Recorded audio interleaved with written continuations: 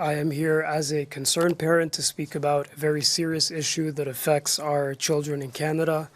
But I do not speak alone. I speak also on behalf of the tens of thousands of parents from my city in the Greater Toronto Area, as well as the hundreds of thousands of parents across Ontario, and even the million parents across the rest of our great nation.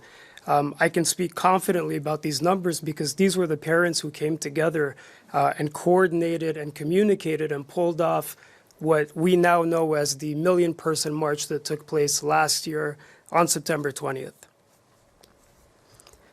The mainstream media downplayed the size and significance of this event. But as one of the organizers, I saw videos of the mass amount of parents who came together to voice their concerns about radical indoctrination taking place in our school systems.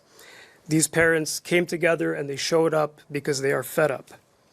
And they are so fed up that millions more have joined this movement and will be participating again this year on Friday, September the 20th, 2024. Some have made the effort to deliberately distort the message of these parents that came together and to discredit their voices. So I'm here to make it clear and eliminate any confusion about what these efforts signified. We are not homophobic, we are not transphobic, and we are not anti-LGBTQ. The proof can be found in the very vocal detransitioners and members of the Pride community who stood by and joined us in this movement as well. Our message, to reiterate so that it is never twisted again in the media, is very clear. We stand firmly against the deliberate wave of radical sexualization of children that is becoming very commonplace in Canada, not just in our education system, but in Canadian culture as well. We stand against the deliberate effort to radicalize and normalize this throughout education. We stand against public nudity in public spaces and at family events. We stand firmly against the endangerment of women and children in shared bathrooms and changing rooms. We stand for the rights of parents to have a say in their children's education and to raise them according to their values and their beliefs. These are not children of the state, and parents do have a right to be involved in the decisions that concern their children.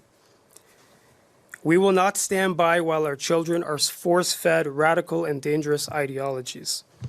They do not align with our values, and they do not align with our God-given right to raise our children in the way that we see fit.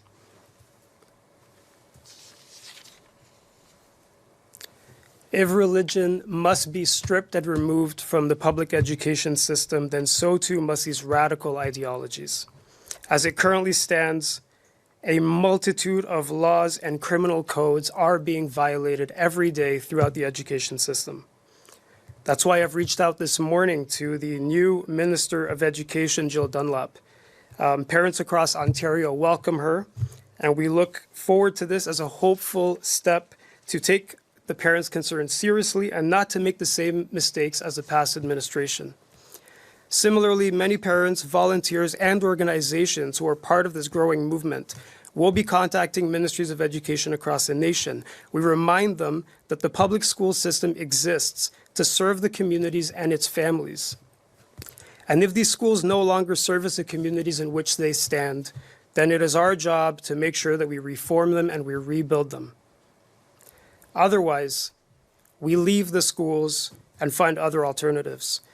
This year, we have seen one of the largest declines in classroom attendance. We've seen a very large increase in teachers resigning from positions in the public education system. We've identified and cataloged many violations in the public school system which will expose the faculties to endless lawsuits. If parents' voices won't be heard, these classrooms will be emptied until our leaders are ready to listen to parents. We will also hold elected and appointed officials accountable for their contractual obligation to ensure the safety of the communities that they represent. This year, we have seen very serious violations of human rights and criminal code not being upheld.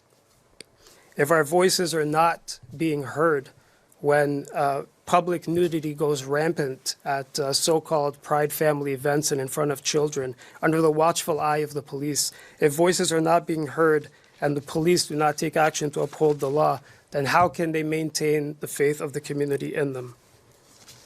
When we marched on September 20th and called on parents across the nation to join us, we were met with open violations, including allowing counter-protests to dominate these spaces and smother our constitutional rights to protest. Hate speech laws were violated that went out and called parents as hateful bigots from every level of administration, including school boards, ministries of education, mayors, city councilors, and even our nation's leaders. When millions of parents take to the streets again on Friday, September the 20th this year from coast to coast, we stand firmly in our belief that we do not oppress anyone else's beliefs. We do not condemn anyone's lifestyle, even if we may not agree with it. We maintain that it is our freedom as a diverse nation that is rich in culture, that we can disagree but still exist unified in peace and with respect for one another. And that includes the respect for families and their God-given rights to protect and raise their children. We call on our leaders to do the right thing and restore the faith of our communities by finding the courage to stand out and speak up and uphold the law and to fight for the innocence of Canada's children. Do you guys remember that Trudeau Liberal who said parents don't have rights, they have responsibilities, and children actually have rights? It's crazy.